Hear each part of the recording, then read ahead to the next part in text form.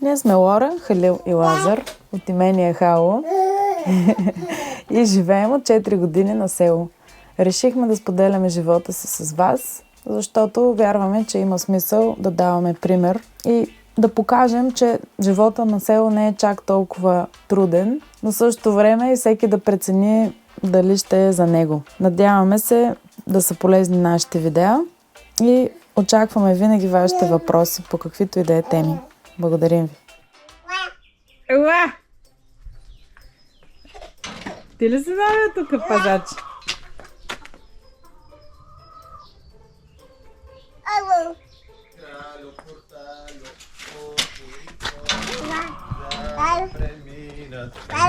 Галинки, бегай, Галинки, вътре. Галинки, не. Айде, мил. Вътре, че няма какво да се занимава. Това е Галинка. Имаме само една кокошка, която е кръстена. Просто защото е една галевна и винаги е близо до нас, когато сме наоколо. А пък това е Кралю Порталю, който тук отваря и затваря портата. Да!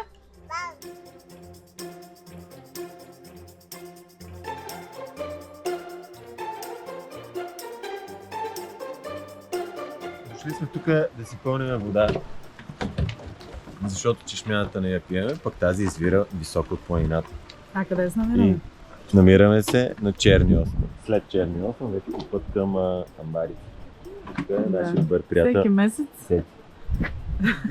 Всеки месец идваме с напълнена вода. Този път и нашият кумец ще дойде да ни помогне да си напием водата. А пък тук идваме всъщност при нашите приятели от Черни остров. Те имат повод днес. Така сме на рожден ден и си пълним вода. Нали така? А докато мъжете пълнят вода... И гледаме камъчето в реката. Реката? Я виж? Реката? А този вид знаете ли го? Бай Цеци тръгна да се разхожда из пустинята и вървял той през пустинята без капка вода. Много ужаднял, но все пак не се предал и накрая видял един оазис, а до оазиса змей точно до водата. Събрал бай Цеци смелост, тръгнал да се бие с змея, били се и накрая змея почти да го убие, спрял се и му казал: ай ти какво искаш, бе, бай Цеци? И той каза: искам да пия вода. И змея каза: за какво се биеш тогава? Пи!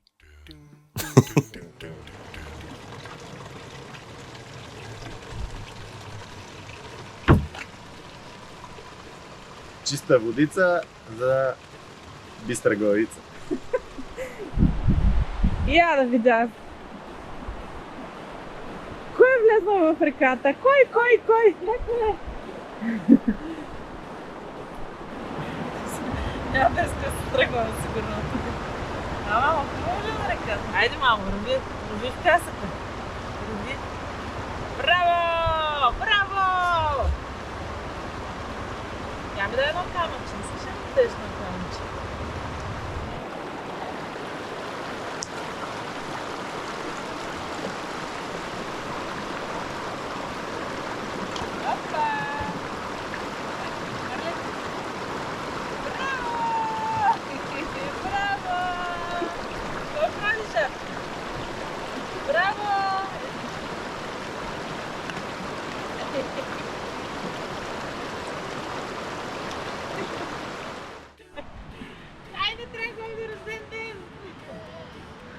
Казах, че ще има торта. Маргаритка, айде. Торта ли каза? Виж как се обърна.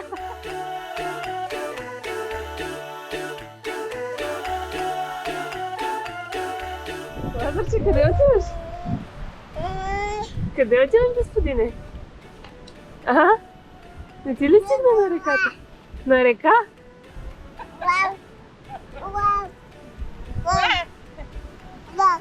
Аз спивам там, точно така.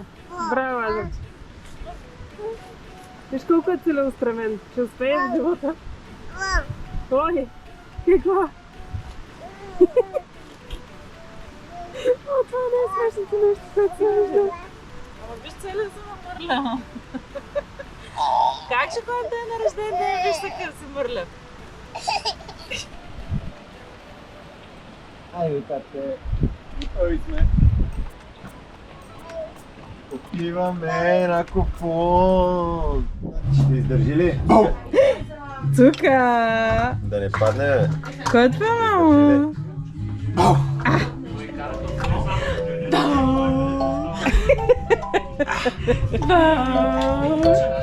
Ей, любим човека! Катя! Пак ли? Искаш да пак? Айде!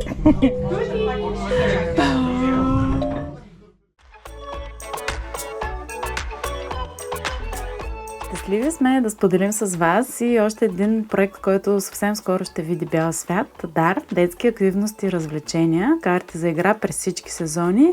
Ще оставим линк в описанието как да се здобиете с тях и да получите повече информация какво точно представляват. Благодарим ви за подкрепата и много се надяваме да останете доволни. Здравейте, добри хора! Сега ще ви покажа нашите билки и подправки, които сме посадили или сме заварили в нашия имот. И се надявам да не пропусна нито едно, но все пак, тъй като са супер много, най-вероятно все нещо ще пропусна. Така че, насладете се на тези кадри. Първото, което е най-близо до входа, е маточината. Нея се сложихме още първата година. Много е любима. Добавяме към сиропи и се сушим за чай. Това тук, този разкош, това е краставича трева. Цветята, тези цветчета ги ползваме за салати. Слагаме ги в салатата. Ядливо е. Листата имат вкус на краставица, затова се нарича краставича трева. Иначе другите наименования са пореч и бураго. Това тук е змийско мличице. Това си беше тук. Характерно за него е, че като се счупи и придава ето този типичен оранжев цвят. Това тук се казва Орегон грейп. Посадих го, защото знам, че корените помагат при псориазис и други кожни проблеми. И някой ден, когато наедрее достатъчно, ще мога да си взимам и да си правя екстракти от него. Тук е някакъв вид пелин, който имаме. Мисля, че воден или ще ви излъжа. Война ми го даде. Това е дебела мара. Нея ползваме, когато лазер се удари главичката, например. Се къса едно листо, сряза се по средата и се слага на удареното място и няма цицини, няма синини, няма никакви такива проблеми. Това е дафиновия лист, който послушахме някои от вас, които ни казаха да посадим навън. Сега има някакви проблеми с старите листа, но като гледам излизат доста нови. Ето тук. Така че най-вероятно ще си оживее и всичко ще е наред. Тук от градината на прабаба ми взехме едно такава туфичка с бабина душица и с риган. И сега вижте колко големи станаха.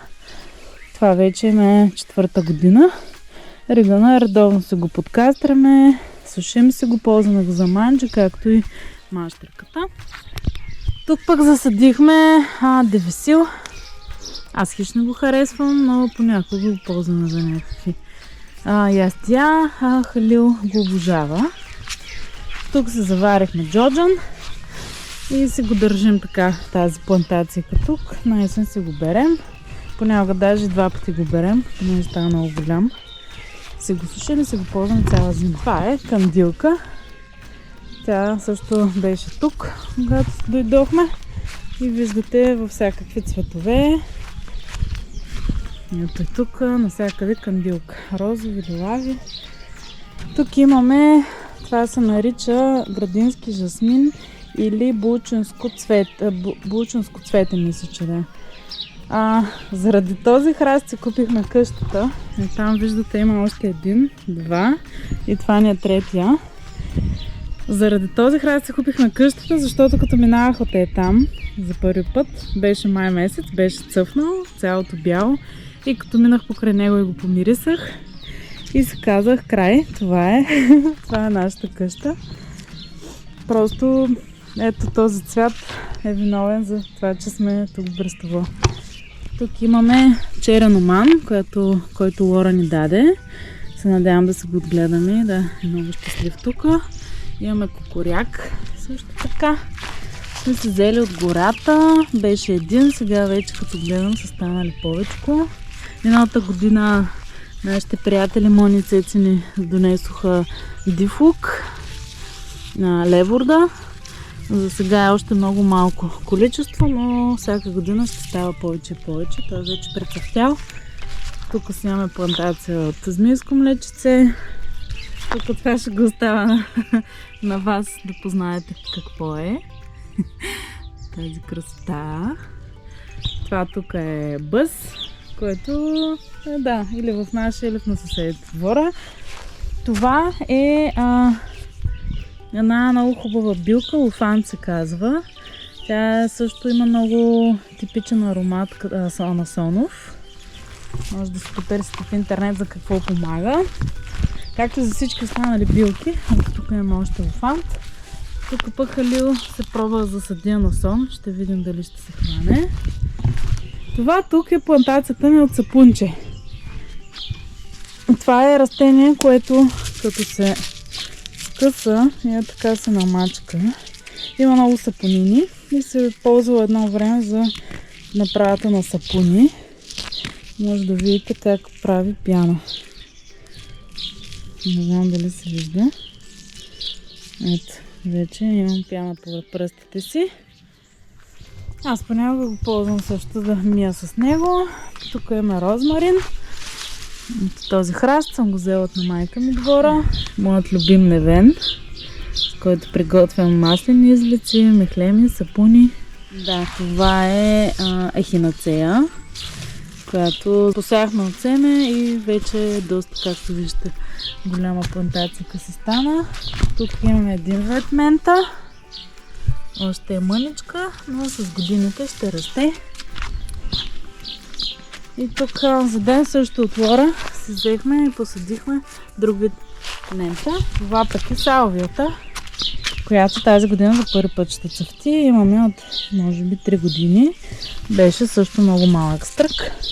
Тук имаме дебелец или ушибол, който ако те болят ушите или са ти запушени, откъсваш си едно листо, изтисваш една капка в ухото и се оправя проблема. Съвсем скоро ще цъфне роза. Тези дни даже ще е дамасцена. Това е роза дамасцена. Тук имаме планински лимони, които може да видите вече колко много са.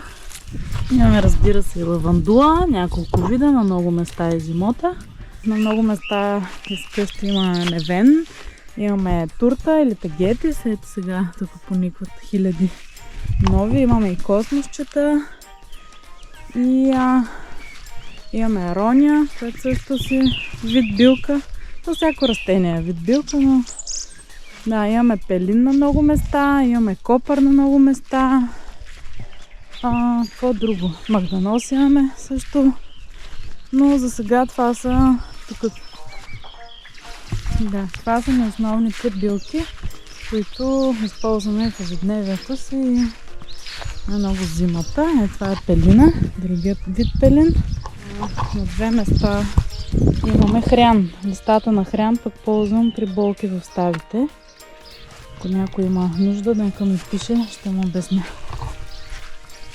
Ето там също имаме още една плантация от хрян. А за къде без любимата липа? Люляка ни замириса. Е тук отзад. Той си беше. Тук липата също не отрязахме, защото стигаше до... Беше много високо и стигаше до покрива. А това са, както и Халил ви е споменал, сибирски ананас мъжки и женски. Съвсем скоро ще почне да се образуват плодчетата на женския. Тази година се надяваме вече да имаме пълен набор от плодчета. А пък тук, точно пред къщата, бяхме сложили преди време да се сушат разни билки. И вследствие на това, тук сега е пълно с бял равнец. Това всичкото е бял равнец. И ето тук пък имаме лайка, която се мести. Миналата година беше някъде тук, сега е тук. Тук имаме лавандула, също Там също имаме лавандула, имаме 2 големи лимона, един малък и един голям лимон. Имаме смокиня, листата на смокините са много полезни също. А пък тук сложихме детелина, за да може да направи така по-хубава покривка на тази полянка, която да ползваме заедно с Лазар за игра и почивка. Защото и ние си почиваме все пак. Ние сме хора. Така, мисля, че това бяха всички билки. Може да съм изтървала някоя, но със сигурност ще го споменем в някакво следващо видео. Подкрепете ни, като харесате нашите видеа, абонирайте се за канала ни, а също така с натискането на бутона камбанка ще получите известие за всяко наше ново видео. Значи Лорке, тази леха, колко пъти в годината я празни? Зимата, февруари месец, или януари месец я изпразних и докарах 2 ремаркета тор. След това торта я изпразних и вкарах почва. След това почвата ще изпразна и пак ще вкарам тор. Такъв е нашия цикъл. В общи линии затова използваме тази повдигната леха. Маруля, ядеш ли? Ядеш. Разсад правиш ли? Правиш. Краставици ще ядеш ли? Ще ядеш. Дай Боже. Така че...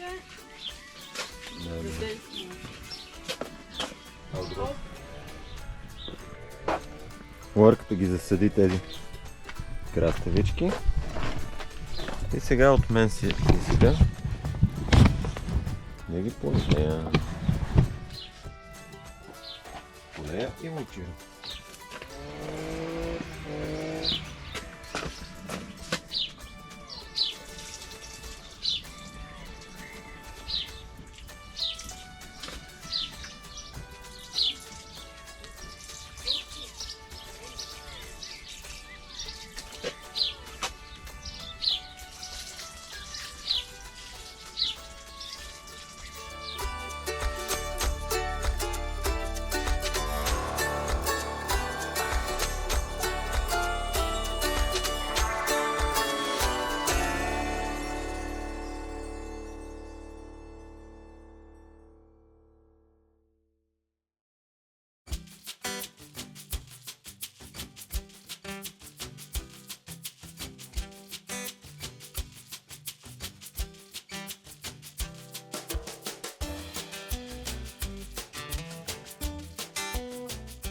Ето какво направих за сега. Всичко е мулчирано на богато. С цел по-лесно отстраняване на плевелите и една равномерна влажност през цялото време. Така, сега имам още една стъпка, която ще свърша за тези краставички.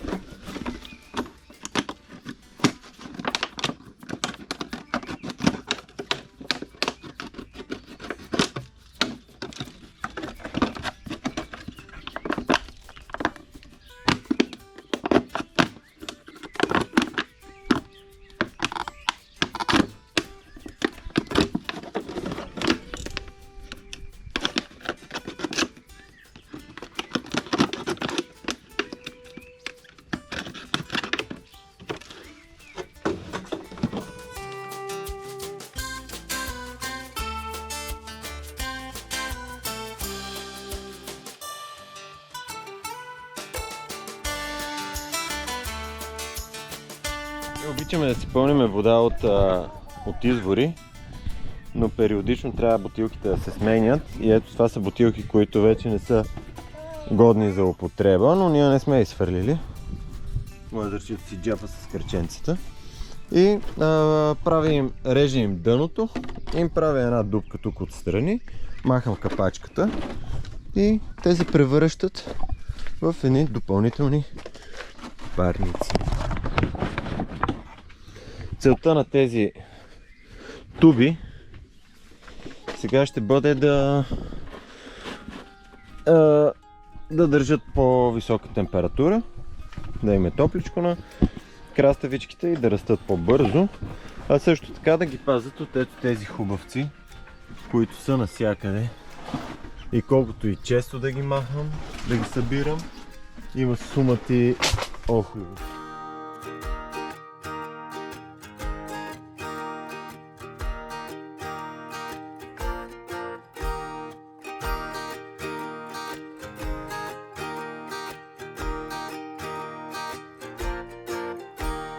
Ето така си подреждаме нашите краставички. Идните, може би 1-2 седмици, въобще няма да ги закачаме. Поляти, мулчирани и обезопасени. Лазар продължава да си играе с някакви работи. Той много си да мръсни кракенцата, бе, татева! Да. Я да видим сега какво прави твоята мила майчица. Кажи, мамо, какво правиш, мамо? О, че красиви панделки. Има розови, има белички. Вчера поляхме с Торо от коприва и в момента ухае на обор в нашата оранжерия. Обаче вече имаме и цветчета.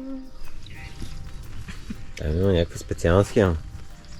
На осмица ги вързвам. На осмица? Да не е тук, да не ги прищипва прекалено силно. Така. Вече им дойде време за превръзки. Така правя. Защото ако ги вържа директно за дървото, мога да ги прищипя. Или като тръгна да расте голямо ствола, сега виждаш, че тук има пространство. Още 2 пръста могат да влезнат.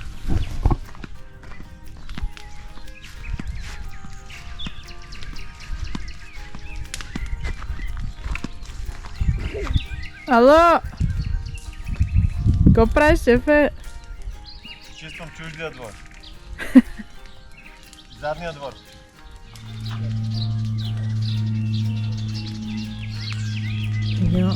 Запаля огън да изгори всички сухи клечки, които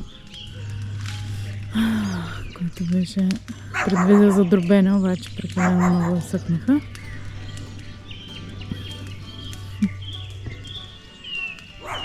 Днеска е облачно. Ого, я гледайте. Свободни кокошки. Добре, че имаме зелена улица без асфалт. Не може коконите да се наслаждават. Как сте, милички? Вкусна ли е прясната зелена трава? Само да не почнете да снасяте тук по храстите, че тогава ще берем ядове. Вече сме с една кокошка по-малко. Тези кафевите, едната умря. Не знаем каква е причината, но да, надяваме се да... Всъщност радваме се, че поне умря на спокойствие в така атмосфера. Свободна. За сега всички други са окей. Една от двете, които бяха с възпалени трътки, се оправи. И сега чакаме и другата да се оправи. А пък малките лейхорни почват да придобиват истинския си бял цвят. Виждате как имат нови пера. И ето тази останалата, която е възпалено дупе. Обаче, да. Не виждате какви хубави нови пера излизат отпред на гушата. Ще се оправи. Ето тази е другата, която беше възпалена. Но вече си е супер. Има много оперение на дупето. Имат срамозливите. Кокошки. Това те пикна. Бягай. Хайде, мама, да ходим на спинка, ще ме? Спинка ли му са момчета? Айде, ме разходка. Следващата задачка за този ден е на този прекрасен грах тук да му направя една конструкция и да му сложа мрежа, така че да може да си се плете и да дава плод. Първоначално го почистих от плевели и оставих само цветенцата. Тук има космос, малко невен, тук там има копър, също така тагетис, ето това е копър и тагетис. От тези природно прави колци ще подбера 8 колеца и ще ги закрепа и върху тях ще сложа мрежата. Благодарим ви, добри хора, че отново бяхте с нас. Надяваме се, че това видео ви е харесало, че сте научили нещо ново или че сте видяли поне нещо полезно. Ако ви е харесало, не забравяйте да оставите един лайк под видеото. Ако не ви е харесало, кажете какво не ви харесва и ще се опитаме да направим нещо по-добро. Ще се видим отново с вас следващия петък в 8 часа. Чао!